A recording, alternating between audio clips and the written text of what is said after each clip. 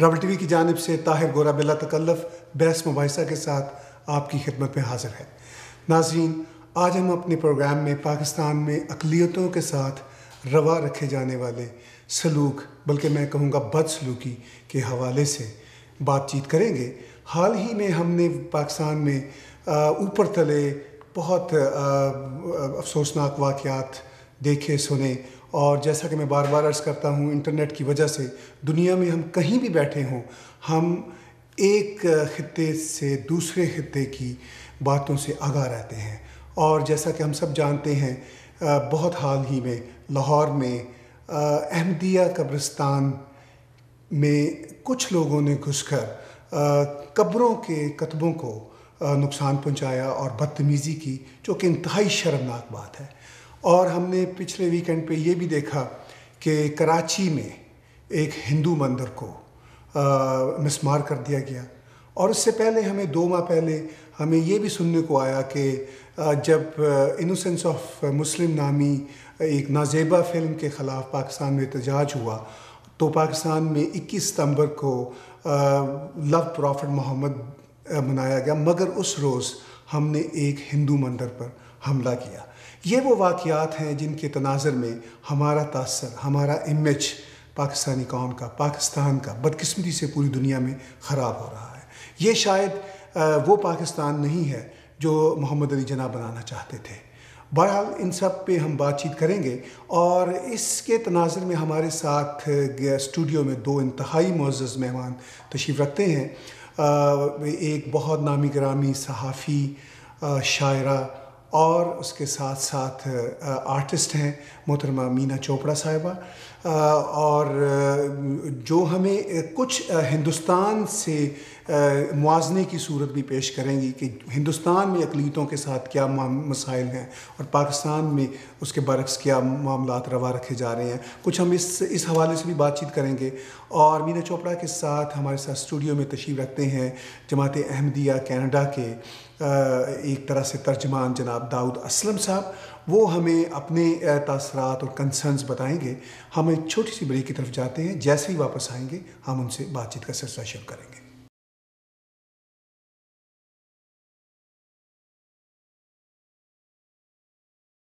Welcome back ناظرین، ہمارے ساتھ اسٹوڈیو میں تشریف رکھتے ہیں جناب ڈاکٹر اسلم داؤد صاحب۔ ڈاکٹر صاحب، آپ کی تشریف آوری کا بہت بہت شکریہ۔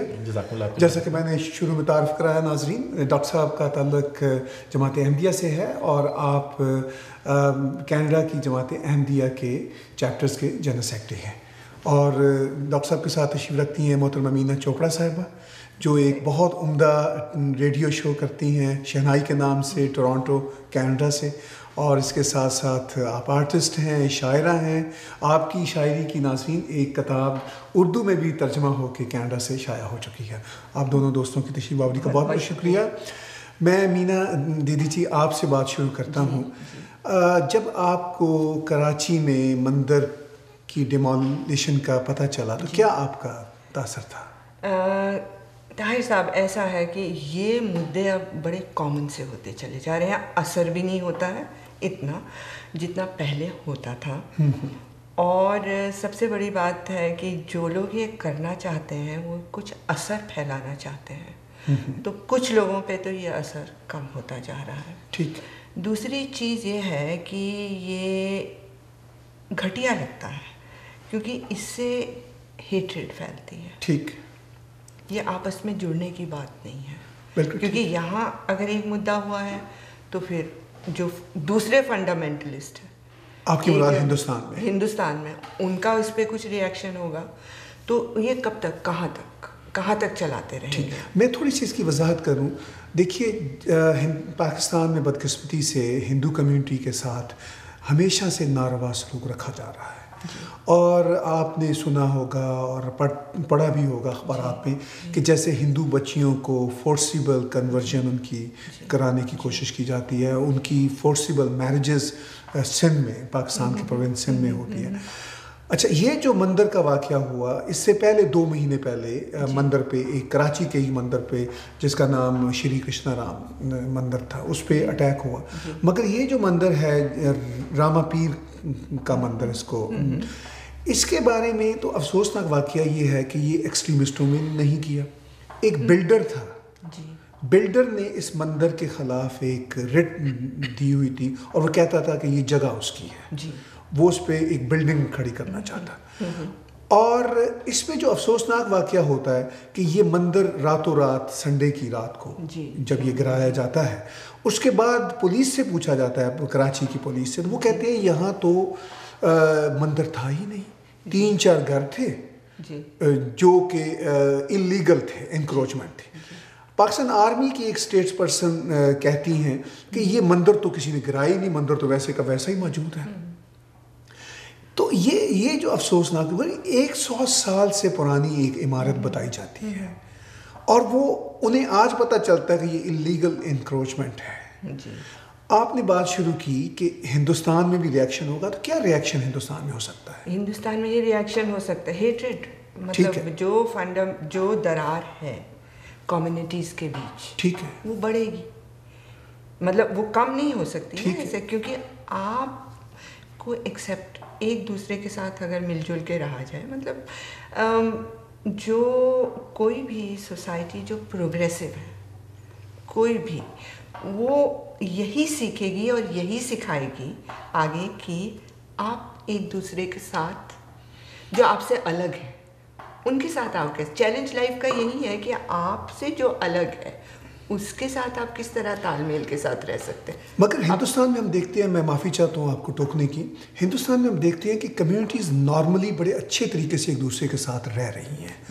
مسلمان کوئی 20 ملین سے زیادہ ہیں. جی ہاں, تو مطلب پاکستان سے زیادہ مسلمان ہندوستان میں 200 ملین, میں معافی چاہتا ہوں 200 ملین سے. تو پھر آپ کیسے سمجھتی ہیں وہاں ریئیکشن ہوگا؟ وہاں تو آلریڈی ٹھیک ہے کام.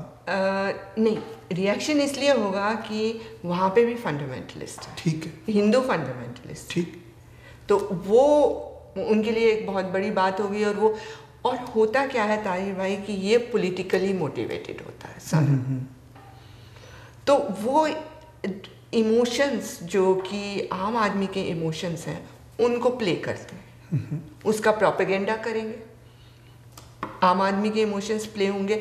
عام آدمی جہاں ریلیجن آ جاتا ہے وہاں لاجیکل مائنڈ سے نہیں سوچتا, وہ ایک ڈارک ایریا ہے, اندھیرا ہے, اس کے پیچھے آپ جانے کی کوشش نہیں کرتے, آپ کو ڈر لگتا ہے, ٹھیک, کئی مطلب آپ کا ایک بیریئر ہو جاتا ہے. اور کسی بھی ریلیجن میں, کسی بھی فلاسفی میں یہ ضروری ہے کہ آپ کوشش کریں کہ آپ اس بیریئر کو توڑ کے اپنے مائنڈ کی اس گفا کو میں جھانکنے کی کوشش کریں کہ وہاں ہے کیا. ٹھیک, تو اور ہر ایک ریلیجن کا مقصد بھی یہی ہے, ٹھیک, مطلب چاہے وہ کرسچینٹی ہو, چاہے بدھزم ہو, ہندوازم ہو یا اسلام ہو, کہ آپ وہاں پہ کوشش یہ رہتی ہے ہر ایک ریلیجن کی کہ بیریئر نہ توڑے. ٹھیک ہے, یہ تو خیر الگ بحث ہے کہ بیریئر کوشش ان کی ہے بیریئر توڑنے کی یا نہ توڑنے کی. ہاں, تو وہ نہ توڑے, اس لیے مندر ٹوٹ جاتا ہے یا مسجد ٹوٹ جاتی ہے, وہ اپنے اپنے اپنے اس میں رہنا چاہتے ہیں. ٹھیک ہے, پر جو آپ بات کہہ رہے ہیں اس میں تو یہ بھی نظر آتا ہے کہ بہت لوگوں کا کچھ سیلفش موٹیو بھی ہے, کیونکہ ایک بلڈر ہے, رائٹ, اس میں پیسے بنانے ہیں, اور پولیٹیکل سسٹم ساؤتھ ایشیا میں چاہے انڈیا ہو چاہے پاکستان ہو, وہ جو گورنمنٹس ہیں وہ پولیٹیکل جو یہ بلڈرز یا جو بھی بزنسز ہیں ان کے ساتھ ان کا انڈر دا ٹیبل لین دین رہتا ہے. ٹھیک ہے, مگر اس میں بہت گڑبڑ ہے کہ گورنمنٹ نے پروٹیکٹ نہیں کیا. خیر میں آپ سے بات چیت جاری رکھوں گا. میں اب ڈاکٹر اسلم داؤد صاحب کی طرف آتا ہوں, چونکہ آپ نے مینا صاحب پاکستان کی خبریں دیکھی اور سنی ہوں گی, آپ کا ایک اخبار بھی ہے کہ احمدیہ جماعت کے ساتھ پاکستان میں سال ہر سال سے ناروا سلوک رکھا جا رہا ہے. ڈاکٹر صاحب, حال ہی میں یہ جو لاہور کے ماڈل ٹاؤن میں احمدیہ قبرستان میں قبروں کے کتبے گرانے کا یہ ایک افسوسناک واقعہ ہوا کہ یعنی اب تو لگتا ہے کہ پاکستان میں مردوں کو بھی نہیں بخشا جا رہا. جی, کیا آپ کا تاثر ہے؟ بہت ہی افسوسناک, اور ہم تو دل تھام کے بیٹھ گئے جب یہ خبر ہمیں پتہ چلی کہ پاکستان میں لوگ اس حد تک گر سکتے ہیں کہ مرنے کے بعد بھی کسی کو سکون نہ دینا چاہیں. اور اس بات پر افسوس ہوتا ہے اور انتہائی شرمندگی ہوتی ہے کہ مسلمان ہو کر کے، مسلمان قوم ہو کر کے وہ کیا ثابت کرنا چاہتے ہیں خطبے کو توڑ کر کے، اپنی نفرت کا اظہار کر رہے ہیں، اس سے ان کو کیا فائدہ ہوگا، یا جو اس پہ قرآن کریم کی آیات لکھی تھیں، کسی پہ بسم اللہ الرحمن الرحیم لکھا ہوا تھا، اس کو توڑ کر کے، اس کی بے حرمتی کر کے ان کو کیا فخر کی بات ملی ہے.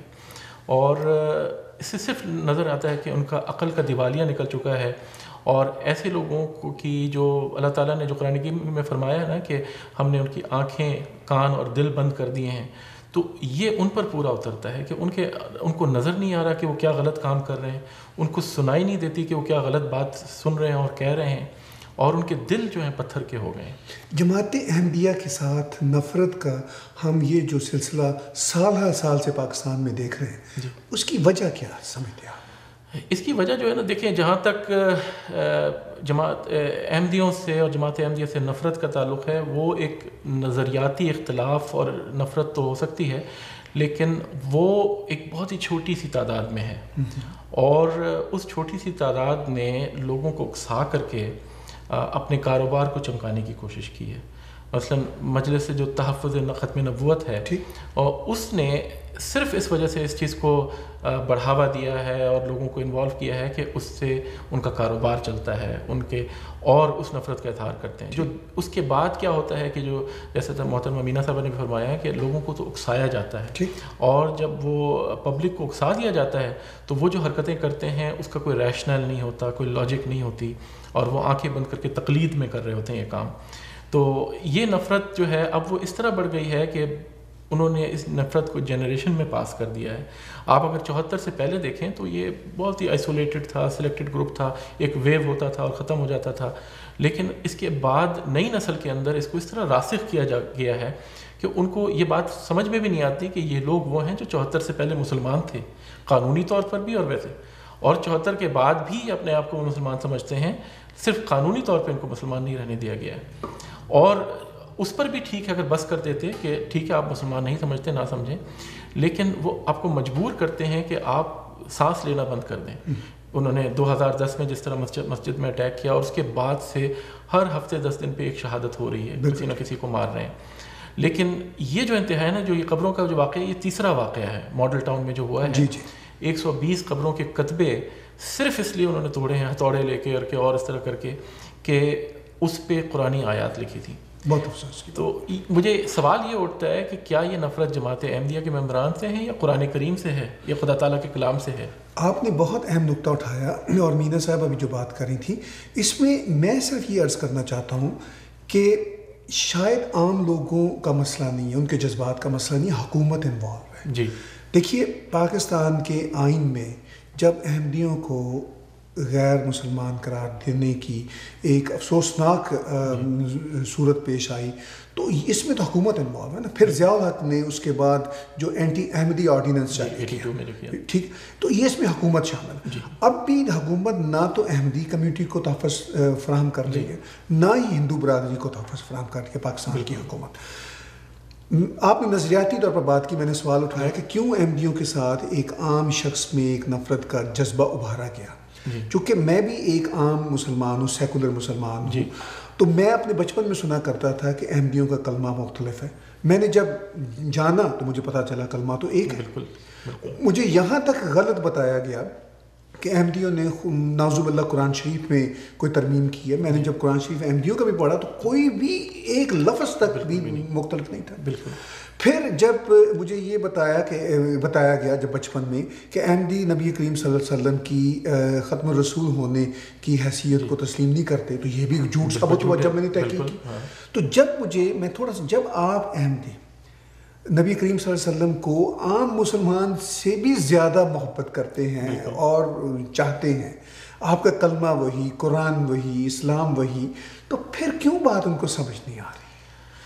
یہ بات وہی ہے کہ بعض کا ویسٹڈ انٹرسٹ ہے، اور بعض جو ہیں وہ کہتے ہیں نا کہ حب علی سے زیادہ بغض معاویہ میں کام کر رہے ہوتے ہیں، تو وہاں پر بھی یہی ہے کہ ایک ان کے دل میں ایک نفرت ڈال دی گئی ہے اور وہ کرتے چلے جا رہے ہیں. کبھی کسی نے تحقیق کرنے کی کوشش نہیں کی کہ حقیقت کیا ہے. جس طرح آپ نے تحقیق کی اور آپ کو نظر آ گیا کہ کوئی فرق نہیں ہے. مطلب کوئی ایک شخص جس میں تھوڑی سی بھی عقل ہو، تھوڑا سا بھی علم ہے، تو وہ دیکھے گا کہ یہ وہ ہیں جو کلمہ گو لوگ ہیں، یہ 5 ارکان اسلام پہ ایمان رکھتے ہیں، 5 وہ جو 6 ارکان ایمان ہیں ان پہ ان کا وہ ہے. نماز روزہ پڑھنے کا کوئی فرق نہیں، قرآن کریم وہی ہے، حضرت صلی اللہ علیہ وسلم کو خاتم النبیین مانگتے ہیں.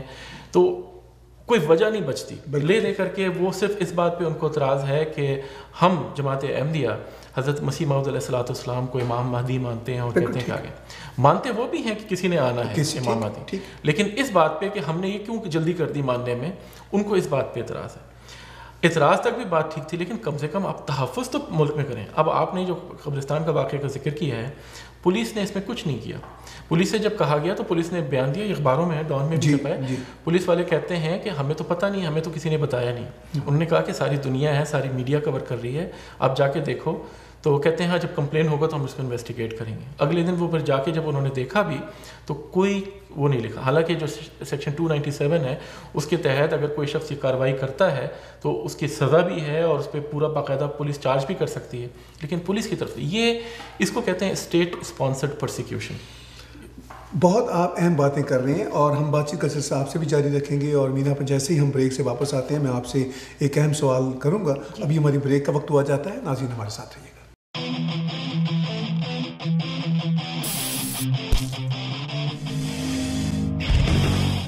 ویلکم بیک ناظرین.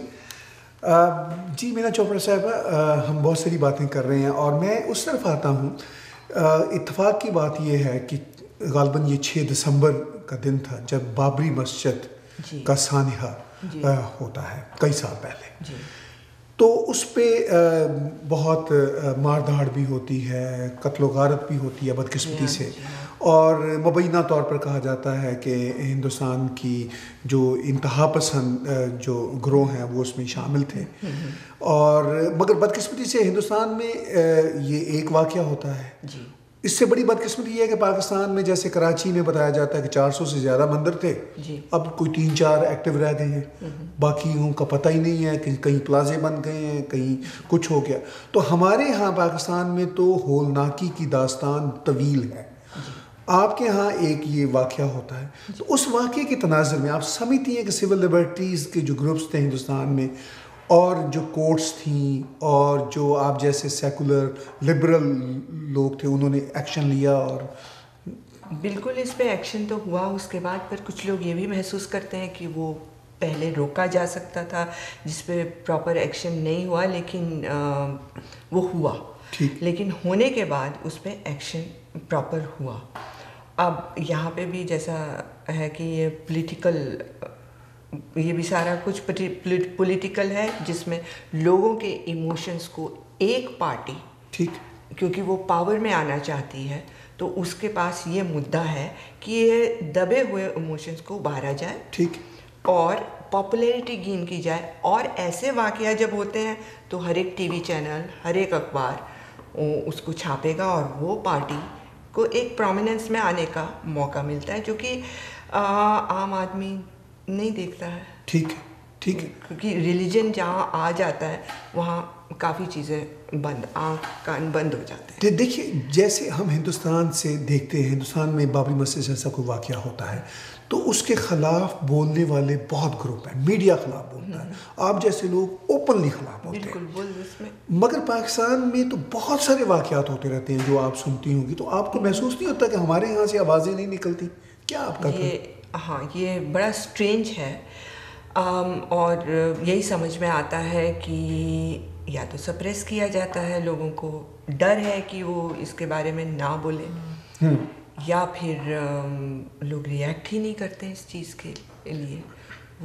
وہ ان میں ایک آلریڈی ایک جو وہاں مسلمس ہیں وہ مائنورٹی کمیونٹیز کی طرف ان کی سینسٹیوٹی نہیں ہے شاید. یہ آپ نے بہت اہم نقطہ اٹھایا ڈاکٹر صاحب. جو مینا صاحبہ کہہ رہی ہیں کہ جو بائی لارج مسلم کمیونٹی ہے پاکستان میں، ان کی مائنورٹیز کے لیے سینسٹیوٹی نہیں ہے؟ کیا آپ اتفاق کرتے ہیں اس بات سے؟ کسی حد تک یہ بعض جو ہیں جو خدا تعالیٰ سے خوف رکھتے ہیں یا اتنی ان کے اندر جرت ہے وہ تو بولتے ہیں، اور اخبارات میں آپ اقلیتوں کے حق میں بعض دفعہ کالم بھی دیکھیں گے، لیکن عام پبلک جو ہے وہ بڑی خوفزدہ ہے، اور ان کو یہی ڈر ہے کہ اگر انہوں نے بولا تو کوئی فینیٹک جو ہے ان کو بھی کر دے گا۔ آپ دیکھیں سلمان تاثیر صاحب کے ساتھ کیا ہوا ہے، اور بھی اسی طرح جب بھی کسی نے اقلیت کا وہ جو ہمارے اقلیتی وزیر تھے جو ان کے ساتھ بھی اسی طرح شہباز بھٹی صاحب جو تھے، تو ان کے ساتھ بھی جو سلوک ہوا ہے تو لوگ خوف زدہ ہیں۔ اب وہ جانتے ہیں، ایک مسلمان جس نے قرآن کریم کو پڑھا ہو وہ یہ بڑی اچھی طرح جانتا ہے کہ خدا تعالیٰ نے اور اس کے رسول نے ہمیں دوسرے مذاہب کے عبادت گاہوں کی حفاظت کا حکم دیا ہے۔ یہ بڑا اہم نقطہ آپ اٹھا رہے ہیں، یعنی یہ جو مندر گرانے کے واقعات ہیں یا مندروں پہ حملے کے یا گرجا گھروں پہ حملے کے، تو قرآن شریف اس کی بالکل ممانعت کرتا ہے، اس کے خلاف ہے۔ بلکہ آپ کو پتہ ہے کہ اسلام ایک مکمل مذہب ہے، اور اس کی تعلیم میں جنگ کے بارے میں بھی رولز بتائے ہوئے ہیں۔ جنگوں کے اصول میں یہ بتایا گیا ہے کہ اگر کسی ملک میں جاؤ تو وہاں کی عبادت گاہوں کو حملہ نہ کرو، اس کو منع کیا گیا ہے، درختوں کو کاٹنے سے منع کیا ہے، بوڑھے کو بچوں کو مارنے سے منع کیا گیا ہے، اور اگر کوئی مارنے کی کوشش کرے تو اس کو جوابی طور پہ اس کے ساتھ جنگ کی جا سکتی ہے، لیکن واضح طور پہ لکھا ہوا ہے کہ دوسری عبادت گاہوں کو بالکل ڈیمیج نہ کرو۔ تو جب جنگ میں یہ بات ہے تو امن میں کیسے ہو سکتا ہے کہ آپ کسی کی عبادت گاہ کو گرانے دے دیں؟ آپ یہ بتائیے، میں قطع کلامی چاہتا ہوں، آپ نے بڑا اہم نقطہ اٹھایا کہ اسلام ایک مکمل ضابطہ حیات ہے، مگر کیا جماعت احمدیہ سمجھتی ہے کہ اگر کبھی وہ اکثریت میں ہوں گے جس جگہ تو وہ مذہب کو اسٹیٹ میں لائیں گے یا سیپریٹ رکھیں گے؟ نہیں، دو چیزیں ہیں اس میں۔ ایک تو یہ کہ مذہب جو ہے وہ اسٹیٹ میں نہیں شامل ہوگا۔ اسٹیٹ جو ہے وہ تمام لوگوں کے لیے ہوتا ہے، اس کے اندر ہر مذہب کے رہنے والے بالکل امن سے، اور ان کو پورا رائٹ ہوگا، چاہے وہ کسی بھی مذہب سے تعلق، یعنی سیکولرزم ہوگا۔ اور نہ صرف یہ بلکہ جماعت احمدیہ اس بات پہ ایمان رکھتی ہے کہ کسی کا کوئی بھی مذہب ہو اس کی رسپیکٹ کرنا، اس کے فاؤنڈرز کی رسپیکٹ کرنا، اس کو ہر طرح کی آزادی ہونا، یہ اس مذہب کا حق ہے، اور پروٹیکشن دینا یہ حق ہے۔ ٹھیک ہے، تو جماعت احمدیہ کبھی سیاست میں نہیں آئے گی، کبھی حکومت میں نہیں آئے گی، لیکن جہاں پر بھی اکثریت ہوگا اگر احمدی ہوں گے تو ان کی سوچ یہ ہوگی، اور اسلامی تعلیم کے مطابق اس طرح کی ایک ایسا اسٹیٹ ہوگا جہاں پہ ہر مذہب بڑی آزادی کے ساتھ اور اپنے قانون کے مطابق رہ سکتا ہے۔ سیکولرزم کی بات انہوں نے کی، جی آپ؟ ہاں، میں آپ کو مطلب ہندوستان میں جو فرق ہے وہ میں آپ کو کچھ چیزوں میں بتانا چاہوں، ابھی سمجھ میں آ رہا تھا۔ ایک تو وہاں پہ کئی درگاہ ایسے ہیں، آپ کو بھی شاید معلوم ہوگا، جہاں جا کے کوئی ایسا ہندو نہیں ہوتا جو وہاں جائے نا، اگر اس شہر میں، جیسے اجمیر۔ جی اجمیر شریف ہے، میں نے بھی چنی چڑھائی ہے۔ ٹھیک۔ اچھا، اب حالانکہ میں کوئی اس طرح سے ریلیجن کو نہیں فالو کرتی، لیکن ایک چیز سمجھ میں آتی ہے کہ ایسے جو درگاہ ہیں وہاں ضرور کوئی پیر رہا ہوگا، اصلی پیر۔ میں جو آج کل پولیٹیکل جو ہیں تو اس کی روح یا کچھ ایسی چیز ہے، تو وہ ہر ایک، مطلب آئی ایم اے بورن ہندو، ٹھیک، تو لیکن میں کسی ریلیجن میں اسٹرکٹلی بھی نہیں بلیو کرتی، لیکن ایسی جگہوں پہ چاہے وہ الگ ریلیجن کی ہو، کسی ہو کرسچینٹی کی بھی ہو سکتی ہے، کسی اور ریلیجن کی بھی ہو سکتی، تو اس میں تو وہ اگر روح ہے تو وہ ہے، تو اس میں ایسی جگہوں کو اس طرح سے ڈیمولش کر دینا یہ زیادتی۔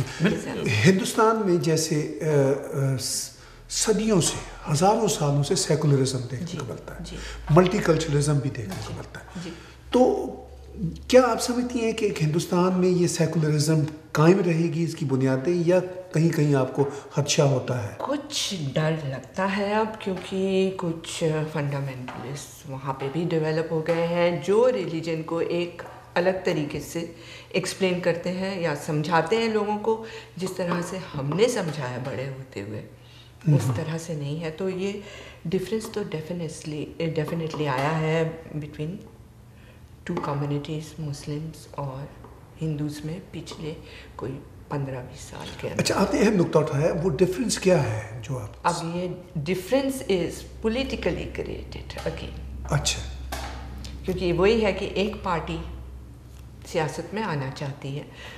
ایک تو اچھا ہے کہ ایک اسٹرانگ پارٹی اگر اپوزیشن میں کھڑی ہوتی ہے, لیکن ان کے پاس کوئی اور مدعا ہے ہی نہیں, وہ ریلیجن کا ہی مدعا لے کر پاور میں آنا چاہتے ہیں. تو یہ جو ہے یہ ہندوستان کے لیے میرے حساب سے ایک اچھی بات نہیں ہے فیوچر کے لیے. لیکن بظاہر ہمیں لگتا نہیں کہ یہ فیکٹر ڈومینیٹ ہوگا وہاں پہ. کچھ کہہ نہیں سکتے. ٹھیک ہے, فالوئنگ ہے. ٹھیک ہے جی. آپ ڈاکٹر صاحب میں یہی عرض کر رہا تھا کہ جو ایکسپلوئٹیشن آف ریلیجن ہے یہ بڑا آسان طریقہ ہوتا ہے, کیونکہ ایک نیچرل ایک لنک ہوتا ہے مذہب کے ساتھ, اور اس کی وجہ سے لوگ جو ایکسپلائٹ کیا جا رہا ہے وہ پولیٹیکل انٹرسٹ کی وجہ سے. تو انڈیا میں بھی اگر دیکھا جائے تو جو فنیٹک گروپ ہے وہ مذہب سے ہمدردی میں نہیں کر رہا, اپنے مذہب سے وفاداری میں ہی کام نہیں کر رہا, بلکہ اس کے پیچھے انٹرسٹ ہے پاور میں آنے کا, اور یہ چیز جب تک رہے گی یہ ڈیمیج ہوگا. پاکستان میں بھی یہی حال ہے کہ ایک انٹرسٹ کی وجہ سے وہ یہ نفرت کو بڑھاوا دے رہے ہیں اور اس سے فائدہ اٹھانے کی کوشش کر رہے ہیں, لیکن یہ سسٹینیبل نہیں ہے. ٹھیک, اور یہ اس کا یہی حال ہوگا کہ یا تو اپنی تباہی کا باعث بنیں گے, یا ایک بالکل لو مقام کے بعد جانے کے بعد ان کو ایک ریئلائزیشن ہوگا کہ اب بہتری کی طرف چلنا چاہیے, اور اس وقت یہ پہچانیں گے کہ کیا صحیح اور کیا غلط ہے. اس وقت ان کو قرآن کریم کے صحیح مطلب بھی نظر آئے گا. اب دیکھیں کہ 2001 میں جب 9/11 کا واقعہ ہوا ہے, تو اس کے بعد بعض علماء جو ہیں مسلمان جو ہیں انہوں نے جماعت احمدیہ کا موقف اپنایا کہ جہاد کا کیا مطلب ہوتا ہے. انہوں نے اس واقعے کو کنڈیم بھی کیا. ٹھیک, لیکن سلولی آپ دیکھیں کہ وہ ایک پوائنٹ پہ آئے کہ انہوں نے کنڈیم کیا, لیکن اب پاکستان میں دوبارہ وہ فینیٹزم چڑھنا شروع ہو گیا ہوا ہے. تو یہ ایک سائیکل ہے جو چل رہی ہے, اور اس وقت پاکستان میں پیک پر ہے فینیٹزم. بہت افسوس کی بات ہے. جی, آپ کچھ ہندوستان کے سیکولرزم کے حوالے سے خدشات بیان کر رہی تھی, کچھ کنسرن ہیں آپ کے, مگر ہمیں تو باہر بیٹھ کے لگتا ہے کہ ہندوستان میں ڈیموکریسی چلتی ہے. ڈیموکریسی چلتی ہے. پاکستان میں بدقسمتی سے نہیں ہے ڈیموکریسی اسٹرانگ. ہندوستان میں سیکولرزم قائم دائم ہے. اتنی بڑی بڑی کمیونٹیز جو ہیں, جیسے پاکستان سے زیادہ مسلمان شاید ہندوستان میں رہتے ہیں. نہ صرف مسلمان ہیں, وہاں پہ ہر طرح کی کمیونٹیز ہیں. ہمیں وہاں پہ واقعات بھی سننے کو ملتے ہیں, کرسچنس کے ساتھ کچھ مسائل بھی ہوتے ہیں, مگر اس کے باوجود ہندوستان کی کورٹس, ہندوستان کی حکومت اپنے طور پر وہ کرتی ہے کام جو انہیں کرنا چاہیے. شاید پاکستان سے بہتر کرتی ہے, but it's not an ideal situation. ٹھیک ہے, آئیڈیل سچویشن تو ہو نہیں سکتی, پر اس طرح سے کام نہیں ہے جس طرح سے ہونا چاہیے. بٹ یہ ضرور ہے کہ پاکستان سے بہتر ہے. میں آپ سے بات چیت جاری رکھوں گا اور آپ ہی سے بات کر سلسلہ جوڑوں گا. ہم ایک چھوٹی سی بریک کی طرف چلتے ہیں.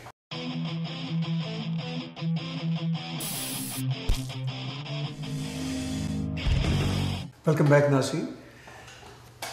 آپ کہہ رہی تھیں کہ بہتر ہونی چاہیے صورتحال ہندوستان میں بھی. شاید آپ کا مطلب یہ ہے کہ ہم کینیڈا میں بیٹھے ہوئے ہیں, جیسا کینیڈا اور امریکہ میں ہم دیکھتے ہیں کہ سول لبرٹیز کا سلسلہ بہت بہتر ہے. تو آپ اس سے کمپیئر کر رہی ہیں؟ اس سے کمپیئر کر رہی ہوں, اور کچھ سالوں پہلے سے بھی کمپیئر کر رہی ہوں. اچھا, وہ کیا مطلب 70s کی بات آپ بھی کر رہے تھے, تو میں 70s سے بھی کمپیئر کر رہی ہوں کہ جب ایسے واقعات اور جلدی ایکشن ہو جاتا تھا. اب اس میں بھی دو چیزیں ہیں کہ ایک تو ویسٹڈ انٹرسٹ بھی ہوتے ہیں, اور دوسرے کرپشن بھی ہے. ٹھیک ہے, اور پولیٹیکل کرپشن بھی. ٹھیک, وہ تو ہم ہندوستان کے حوالے سے سنتے رہتے ہیں. لیکن میں جیسے دوبارہ دہراؤں گا, ڈیموکریسی بہرحال ہندوستان میں چل رہی ہے, سیکولرزم ہمیشہ سے ہے, پھر اکنامک بیٹرمنٹ بھی بہت دیکھنے کو مل رہی ہے.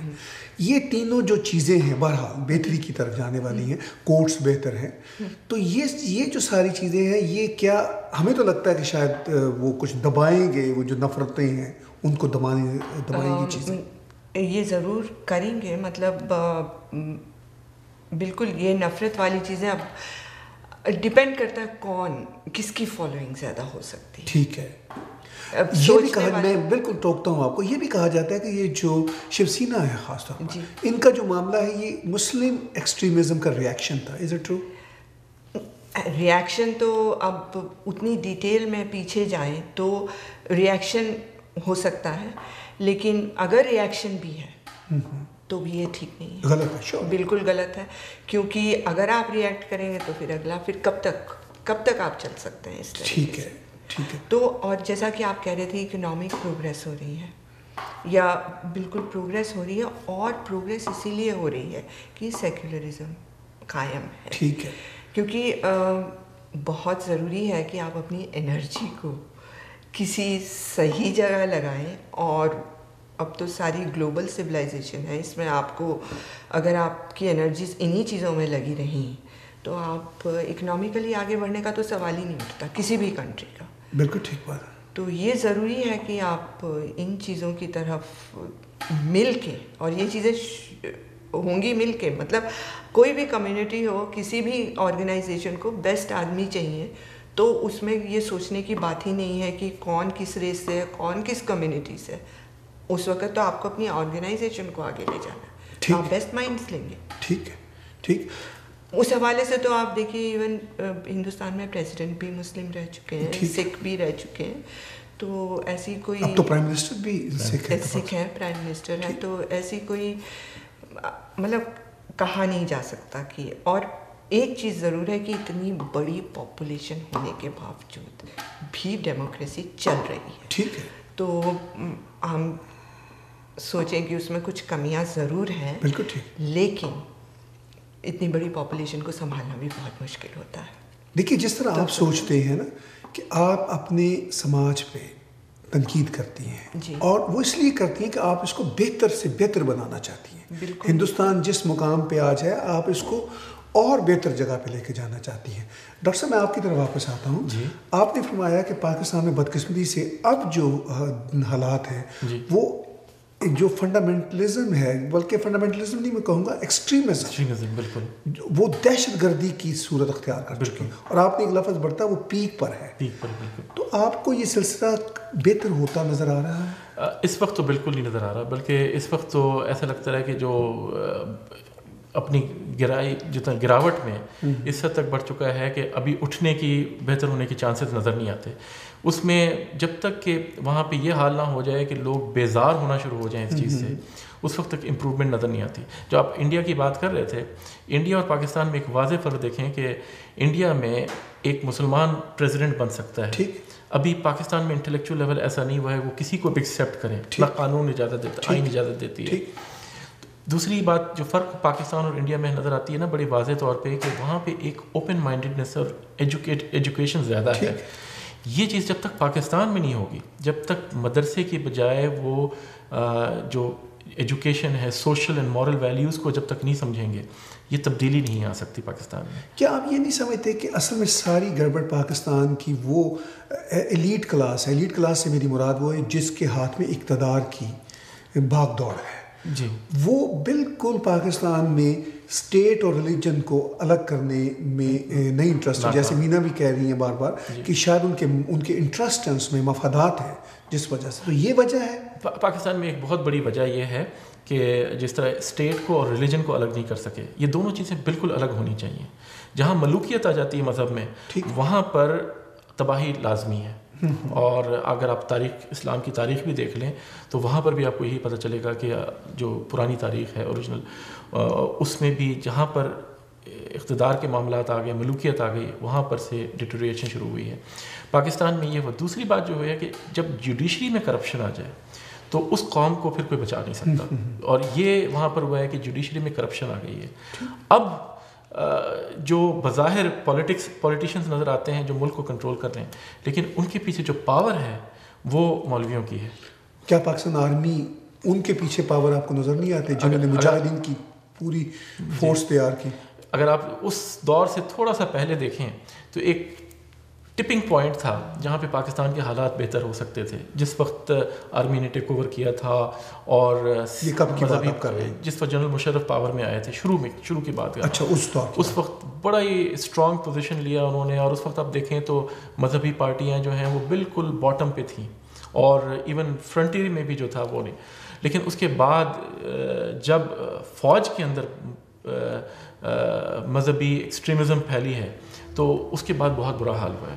دیکھیے میں یہاں پہ تھوڑا سا آپ سے اختلاف کروں گا. دیکھیے پاکستان میں جو فوج نے مذہبی ایکسٹریمزم پھیلائی ہے وہ خاص طور پر ضیاء الحق کے دور سے بالکل درست بات ہے, اور انہوں نے لشکر طیبہ اور جنگوی اور مجاہدین, اگرچہ اس سے پہلے بھی کشمیر میں لڑنے کے لیے ہم مجاہدین ہماری آرمی تیار کرتی تھی, بھیجتی تھی, خود نہیں لڑنا چاہتی تھی. مشرف صاحب جب اقتدار میں آتے ہیں وہ تو ایک حادثاتی سلسلے میں آتے ہیں, مگر ان کے اقتدار میں آتے سمے مرید کے مدرسے اور یہ سارے بڑے مضبوط تھے, اور مشرف صاحب کی آرمی جو کہ وہ چیف آف آرمی اسٹاف تھے وہ ان کو استعمال کر رہے تھے سب کو. وہ تو ایک حادثاتی طور پر آتے ہیں اور وہ ایک ہمیں دیتے ہیں کہ ہم وہ ان کو قابو کرنے کی کوشش کریں گے, مگر وہ بھی تو ہمارے ساتھ دوغلا کھیل کھیلتے رہے. بالکل مشرف مستقل دوغلا کھیل. کبھی وہ کہتے تھے ختم نبوت کے سلسلے میں وہ یہ کلازز ختم کریں گے, پھر وہ مکر جاتے تھے. بالکل, اصل میں انہوں نے ہمت نہیں دکھائی نہ, یا ہو سکتا ہے نیت نہ ہو, بہرحال یہ اللہ تعالیٰ بہتر جانتا ہے. لیکن جو ایک بریف پیریڈ تھا نا جس وقت شاید نیچرلی لوگوں کے اندر بیزاری پیدا ہو گئی تھی مذہب سے, اور اس ضیاء الحق کے جو دور کو جنہوں نے دیکھا تھا وہ چاہتے تھے کہ اس کے باہر نکل آئیں, وہ ایک پوائنٹ تھا جہاں پہ یہ ٹھیک ہو سکتا تھا. لیکن بعد میں سب ڈس اپوائنٹ ہوئے ہیں جنرل مشرف سے بھی اور اس کے دور سے بھی کہ کچھ بھی نہیں ہو سکا. جو کیپچر کرنے کا مومنٹ تھا وہ کیپچر نہیں ہوا, اور اس کے بعد سے بدترین حالت ہوتے چلے گئے. آپ کی بات بالکل درست ہے کہ ہم نے تو اپنے ہاتھ اور پیر خود کاٹے ہیں جب مجاہدین کو ٹریننگ دیا, اور اس کے بعد جب ہم نے وہ ایک ایسا ایک وار مشینری بنا لی, وہ ہمیں خود تباہ کر رہی ہے. بہت آپ اہم باتیں کر رہے ہیں مینا صاحب. ہندوستان میں مسلمانوں کے تناظر میں ہم آپ سے کچھ چیزیں سمجھ رہے ہیں, سیکھ رہے ہیں, چونکہ آپ جانتی ہیں اس سارے سماج کے اندر کی ڈائنامکس کو. آپ نے فرمایا کہ ہندوستان میں مسلمان صدر بھی بنے, بہت بڑے بڑے عہدوں پہ ہیں, اہم عہدوں پر ہیں, اور 200 ملین کے قریب مسلمان بستے ہیں. نہ صرف یہ کہ وہ سیاست میں ہیں, بلکہ آپ دیکھ لیجئے آپ کی بالی ووڈ انڈسٹری پہ ہے, وہ تو that is ruled by Muslims and then Punjabi culture. بالکل ٹھیک ہے. اچھا, اسی طرح آپ سپورٹس میں دیکھ لیجئے, ٹھیک ہے, اسی طرح آپ انٹلیکچوئل میں دیکھ لیجئے, اسی طرح آپ شاعری میں دیکھ لیجئے. تو ہندوستان میں مسلمانوں کے جو گیٹوز ہیں جن کے بارے میں ہم سنتے ہیں, وہ کوئی نقصان دہ ہیں مسلمانوں کے لیے یا ہندوستان کے لیے, کیا سمجھتی ہیں؟ نہیں, آپ نے وہ جو گیٹوز کے بارے میں بات کرتے ہیں کہ مسلمانوں کے الگ الگ محلے بن چکے ہیں, اور بلکہ پورے کے پورے علاقے ہیں, بمبئی میں کیا کہا جاتا ہے کہ ایسے علاقے ہیں کہ وہ ایک گلی ڈیوائیڈ کرتی ہے کہ اس گلی کے ادھر مسلمان ہیں, اس گلی کے ادھر نان مسلم ہیں. تو یہ سچویشن کیا ہے؟ یہ سچویشن یہ ہے کہ لوگ ہمیشہ اپنے ریلیجن, اپنے جیسے لوگوں کے ساتھ رہنا چاہتے ہیں. تو اس وجہ سے اب میں آپ کو بڑی انٹرسٹنگ, آپ نے پوچھا ہے تو نظام الدین ایک جگہ ہے دلی میں جہاں پہ مسلمان بہت ہیں, اور اتفاق کی بات یہ ہے کہ میں بھی اسی لوکیلٹی میں رہتی تھی. اچھا. لیکن ایک بڑی انٹرسٹنگ بات یہ ہے کہ میں بات کر رہی ہوں 83 سے پہلے کی, 80 کے آس پاس کی, جب سے میں وہاں رہی ہوں جی, ٹل آئی تھنک 92. پراپرٹیز وہاں پہ مسلمانوں نے زیادہ خریدنی شروع کر دی تھی. اچھا. جو نئے مسلمان, گلف سے بھی پیسہ کافی آتا ہے نا, لوگ بھی وہاں کام کرنے جاتے ہیں اور واپس آتے ہیں. تو یہ ایک ہے کہ لوگ اپنے جیسے لوگوں کے ساتھ ہی رہنا چاہتے ہیں. تو وہ چیز تو ہے کہ آپ الگ الگ محلے ہیں, یہ تو شروع سے بھی تھے, لیکن اس کا یہ نہیں تھا کہ پھر بھی مکسنگ ہمیشہ رہی. ٹھیک ہے, آپ نے بڑی اچھی بات کی. ہم سلسلہ بات چیت کا آپ سے جاری رکھیں گے, اور آپ ہی سے میں بات یہیں سے شروع کروں گا جہاں سے توڑ رہا ہوں. ناظرین ہمارے ساتھ رہیے.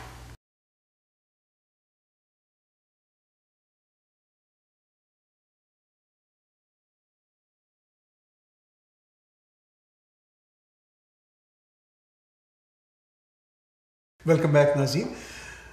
مینا دیدی جی, آپ ہمیں یہ بتا رہی تھیں کہ یہ ایک بڑا نیچرل سا ہے کہ لوگ اپنے ہی لوگوں کے ساتھ رہنے کو ترجیح دیتے ہیں. مگر ہندوستان میں بہت ساری مسلم کمیونٹی کے ایسے لوگ بھی ہیں جو بالکل گھلے ملے ہوئے ہیں. بالکل بالی ووڈ انڈسٹری تو بہت بڑا ایگزامپل ہے. ٹھیک ہے. کیونکہ ان کے لیے ریلیجن ہی بالی ووڈ ہے, ان کا کام ہے, ان کا آرٹ ہے. ٹھیک. تو it really is an example. Right right. کہ جہاں پہ کوئی کچھ سوچتا ہی نہیں ہے کسی کے ریلیجن کے بارے میں وہ, اور یہ مجھے بڑا اچھا لگتا ہے کہ they are leading at the moment, اور یہ ایگزامپل ورلڈ وائڈ دے سکتے ہیں بالی ووڈ کا. ٹھیک ہے. ایگزامپل آپ ذرا اپنے اس علاقے کے بارے میں بتائیے, وہاں کیا سچویشن. نینی تال جہاں سے آپ کا بنیادی طور پر تعلق ہے, ہم نے نینی تال کا ذکر قرۃ العین حیدر کے ناولوں میں پڑھا اور ہمارے لیے ایک بہت خوبصورت سا. آپ نے تو میری وہ رگ چھو لی. جی جی. جو مطلب جو میری بالکل انٹیمیٹ ہے. نینی تال میں بہت زیادہ مسلمس نہیں ہیں. اچھا. لیکن کافی ہیں, اور وہاں میرے خیال سے 1 یا 2 مسجدیں ہیں اور بڑی صحیح چلتی ہیں. کوئی کبھی ایسی دقت وہاں میں نے تو الگ تھلگ رہتے ہیں. ہاں نہیں, مکس اسکول میں بچے ملتے ہی ہیں, اور کم سے کم ہم لوگ جب بڑے ہو رہے تھے تو یہ خیال ہم لوگوں کے ذہن میں آیا ہی نہیں ہے. بہت اچھی بات. کیونکہ میری تو لکھنؤ میں بھی کافی پڑھائی ہوئی ہے. لکھنؤ بیسکلی پری ڈومیننٹلی وہاں پہ مسلم کلچر ہے, اور بہت فرینڈس ہوتی تھیں وہاں پہ. اور بلکہ بڑا انٹرسٹنگ سی بات ہے کہ ایزابیلا تھاپن کالج جہاں پہ میں نے اپنا گریجویشن کیا تھا, تو وہاں پر کیونکہ یہ ایک بہت پہلا کالج ہے جو لڑکیوں کی ایجوکیشن کے لیے بنا تھا, تو اور تھا نارتھ انڈیا میں جہاں مسلمس تھے بہت, تو وہاں پہ ایک الگ کمرہ ہوتا تھا جہاں پر لڑکیاں آ کے اپنے برقعے رکھتی تھی. اچھا. گرلز کالج تھا. اچھا, بڑی اچھی. ہاں, بڑی انٹرسٹنگ بات بتا رہی ہیں. پر ہم لوگوں کو کبھی کوئی اس میں کوئی ایسی آڈ چیز لگی ہی نہیں. یعنی اتنا آپ لوگ ٹالرنٹ تھے. ہاں, کوئی مطلب ایسی تھی نہیں کوئی بات. اچھا. But I still remember college میں میری سب سے اچھی فرینڈس میں ایک فرینڈ تھی, وہ مسلم ہی تھی. پروین نام تھا اس کا, مجھے ابھی بھی یاد ہے. ٹھیک ہے. ٹھیک. تو یہ جو سارا سین تھا جو ہم پہلے ہندوستان کے بارے میں سنتے ہیں, جو آج کا ہندوستان بھی ہے, میرے کئی دوست اندور میں رہتے ہیں, وہ بتاتے ہیں کہ انہیں تو وہ پلے بڑے ہیں, وہاں پیدا ہوئے ہیں, تو ان کے لیے میں جب ان سے کبھی پوچھتا ہوں کہ کوئی آپ کو یہاں پہ اجنبیت کا احساس, تو وہ مجھے ڈانٹتے ہیں, کہتے ہیں ہمارا دیس ہے, تو ہمیں تو بالکل محسوس نہیں ہوتا. جیسے کینیڈا میں دیدی جی ہم رہتے ہیں, تو یہاں پہ ہم ہندو, سکھ, عیسائی, سیکولر, گیز, ہر طرح کے لوگ ہیں, ہمیں تو سب انسان لگتے ہیں. بالکل. پہلی چیز وہی ہے کہ ہماری آئیڈینٹی کیا ہے. ہم جب پیدا ہوتے ہیں تو ہمیں بتانا شروع یہ ہو جاتا ہے کہ ہم ہندو ہیں, ہم مسلمان ہیں, ہم جو ہیں, ہم کرسچن ہیں, جبکہ پہلی آئیڈینٹی ہے کہ ہم انسان ہیں. ٹھیک ہے, بالکل ٹھیک. تو اگر ہم یہ بتائیں شروع سے بچے کو کہ ہم انسان ہیں, بالکل ٹھیک بات ہے, بہت اچھی اور بات ہے. جو کچھ ہے وہ اس کے بعد ہے, تب تو یہ پڑھائی سب سے پہلے, یہ ایجوکیشن کا معاملہ ہے.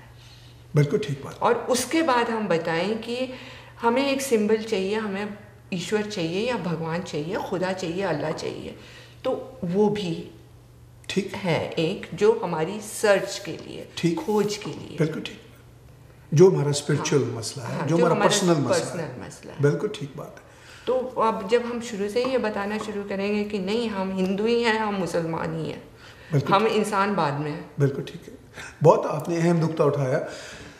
امینہ جی جو کہہ رہی ہیں بہت اہم بات ہے کہ آپ کیا اس پہ محسوس کرتے ہیں. بالکل درست بات ہے کہ ہم پہلے انسان ہیں, پھر مسلمان ہیں, اور جب تک ہمارے اندر ایک دوسرے کی رسپیکٹ نہیں ہوگی اس وقت ہم سوشلی اسٹیبل نہیں ہو سکتے. چاہے کہیں بھی رہیں, ہمیں پہلے یہ دیکھنا چاہیے کہ پہلے ہم انسان ہیں, انسانیت سے محبت ہونی چاہیے, پھر جس جگہ آپ رہتے ہیں اس جگہ سے محبت ہونی چاہیے. آپ اگر کینیڈا میں رہتے ہیں تو جو مرضی مذہب ہو, جو مرضی آپ کا بیک گراؤنڈ ہو, آپ کو کینیڈا سے محبت کرنی ہے. بڑا اہم نقطہ آپ اٹھا رہے ہیں. جی, تو وہ ملک سے محبت جب تک نہیں ہوگی وہاں پر پیس نہیں ہو سکتا. تو جب دیکھیں کہ اگر جو 70 سے پہلے کی بات کی ہے اس وقت ایک پیٹریوٹزم تھی, اور سب کے سب اگر کوئی ہندوستانی تھا کہتے تھے بی انڈین, اور انہوں نے ایک نعرہ لگایا بی انڈین بائی انڈین والے. اب پاکستان میں بھی جو تھا کہ جو پاکستان کا نظریہ تھا کہ ہم مسلمان ایک ہو کے بن رہے ہیں, تو وہ یہ تھا کہ ہم ایک جو ہوتا ہے نا birds of same feather flock together والی بات ہے کہ چلو ایک جگہ ہوں گے تو ہم ایک طرح کے ہوں گے, لیکن اس کا کہیں پر بھی اس نظریے کا یہ حصہ نہیں تھا کہ آپ دوسروں کو ریڈیکیول کریں گے یا دوسروں کو جینے کا حق چھین لیں گے. ایسا نہ کوئی مذہب اجازت نہیں دیتا. اور ہمارے لیے یہ سب سے ضروری بات, اس بات کو ریئلائز کریں کہ جب تک کہ آپ دوسرے مذاہب کی رسپیکٹ نہیں کریں گے, دوسرے مذہبی رہنما کی رسپیکٹ نہیں کریں گے, اس ملک میں, اس دنیا میں پیس قائم نہیں ہو سکتا, امن قائم نہیں ہو سکتا. بہت آپ نے اہم بات کی. اور مینا جیسے ڈاکٹر اسلم داؤد صاحب کہہ رہے ہیں کہ, اور آپ بھی کہہ رہی ہیں کہ بنیادی طور پر بیسیکلی ہم انسان ہیں, انسان کے بعد ہم عورت اور مرد ہیں. بہت اچھی بالکل. اور اس کے بعد آتا ہے کہ ہم مسلمان ہیں یا ہندو ہیں یا بالکل. تو مطلب پہلے تو ہم ہیومن بینگس ہیں. بالکل ٹھیک کہہ رہی ہیں آپ. بالکل. ہم دیکھتے ہیں ہندوستان کے حوالے سے ایک بہت اہم بات جو بار بار سنتے ہیں, میں آج ہی BBC اردو کی رپورٹ پڑھ رہا تھا کہ ہندوستان کے مسلمان جو ہیں, جو جیسے ڈاکٹر صاحب بھی کہہ رہے ہیں, ان کو ہندوستان سے ہی محبت ہے, وہی ان کا دیش ہے. اور رپورٹ بھی ہمیں یہ بتاتی ہے, اور بھی کئی رپورٹیں ہمیں بتاتی ہیں, یہ ایک اچھی بات ہے کہ ہندوستان کے مسلمان کبھی بھی القاعدہ, طالبان یا اس طرح کی انتہا پسند تنظیموں کے ساتھ انہوں نے شرکت نہیں کی, انہوں نے رد کیا ہے اس کو. اور انہوں نے وہی پیغام دیا جو آپ کہہ رہی ہیں, جو ڈاکٹر صاحب کہہ رہے ہیں کہ یہ دیش ہمارا ہے. وہ دیش کون سا؟ جہاں وہ رہتے ہیں. تو آپ کو یہ احساس ملتا ہے کہ واقعی ہندوستانی مسلمان ہندوستان کو ہی اپنا دیش سمجھتے ہیں. بالکل, اس میں مطلب دو رائے ہے نہیں. دو رائے. ہاں, جو کچھ قصے ادھر ادھر ہو بھی جاتے ہیں نا, پر پھر بھی بالکل ٹھیک. ہاں وہ مگر پاکستان میں جو ہم نے دیکھی, جیسے ہندو کمیونٹی ہے, میری ان سے بات ہوتی ہے, میں ان کو کئی دفعہ اپنے شو میں لایا, اگلے شو میں پھر شاید لاؤں گا, وہ بھی اتنی محبت کرتے ہیں پاکستان سے. وہ کہتے ہیں یہ ہمارا دیش ہے. وہ کہتے ہیں ہم کیا کریں, ہم کہاں جائیں, پاکستان کیوں ہمیں قبول نہیں کرتا. جیسے ڈاکٹر صاحب کہہ رہے ہیں کہ احمدیہ کمیونٹی نے پاکستان بنانے میں ایک اہم کردار ادا کیا. شاید ان کی کوششوں کے بغیر پاکستان بنتا بھی نہ. اسلام سے ان کو محبت ہے, نبی کریم سے محبت ہے, پاکستان سے محبت ہے, مگر بدقسمتی سے جو پاکستان کی ریاستی قوانین ہیں وہ نہ تو ان کو برابر کے شہری کے حقوق دیتے ہیں, نہ ہندوؤں کو دیتے ہیں, نہ ہی مسیحیوں کو دیتے ہیں. اور بدقسمتی سے اب تو وہ کمیونٹی, شیعہ کمیونٹی, جس کے بانی تو نہیں میں کہوں گا, جس سے تعلق رکھنے والے محمد علی جناح نے پاکستان بنایا, اب ان کا قتل عام وہاں پہ جاری و ساری ہے. تو یہ وہ باتیں ہیں جو آج ہم آپ کے ساتھ مل کے کرنا چاہتے تھے. میں بہت ممنون ہوں امینا چوپڑا صاحبہ آپ کا کہ آپ اسٹوڈیو میں تشریف لائیں. آپ کی باتوں سے ہمیں ہندوستان میں جو صورتحال ہے اس کو سمجھنے میں مدد ملی, اور ہم ایک کمپیریزن کر سکیں کہ پاکستان میں جو مائنورٹیز کے ساتھ یا دوسری کمیونٹیوں کے ساتھ جو سلوک ہے وہ کیا ہو رہا ہے. ہندوستان میں تو آپ ان کو مائنورٹی بھی نہیں کہتے, وہ سیکولر سماج ہے. اور ڈاکٹر صاحب آپ کی بھی تشریف آوری کا بہت بہت شکریہ. آپ نے بہت اچھی طرح سے ہمیں بتایا کہ پاکستان میں احمدیوں کے ساتھ جو سلوک بلکہ جو بد سلوکی میں تو کہوں گا جو ناروا رکھی جا رہی ہے, اس کے بارے میں پاکستانی ریاست کو, پاکستانی قوم کو, پاکستانی میڈیا کو اٹھنا ہوگا. بالکل. اور ان کالے قوانین کو ختم کرنا ہوگا. ڈاکٹر صاحب آپ کو یہ آخری بات کہنا چاہیں؟ آپ کا بہت بہت شکریہ. اور یہ میں آپ کو یقین دلانا چاہوں گا اور اپنے آپ دیکھنے والوں کو بھی کہ کوئی احمدی کبھی پاکستان سے نفرت نہیں کر سکتا, نہ پاکستانیوں سے نفرت کر سکتا. بلکہ آپ تو جہاں رہتے ہیں اس سے محبت کرتے ہیں, کینیڈا سے محبت کرتے ہیں, ہندوستان میں رہنے والے احمدی ہندوستان سے محبت کرتے ہیں. بالکل. اور ہمارا ہمیشہ پاکستان کے لیے دعا ہی ہے کہ اللہ تعالیٰ وہاں حالات کی بہتر کرے. اور ہماری محبت ہے کہ صرف ہمیں دکھ ہوتا ہے ان کی نادانی پہ, ورنہ ہماری محبت ہمیشہ پاکستان کے ساتھ رہے گی. اسی دعا کے ساتھ ہم آج کا پروگرام ختم کرتے ہیں. بہت شکریہ ناظرین پروگرام دیکھنے کا.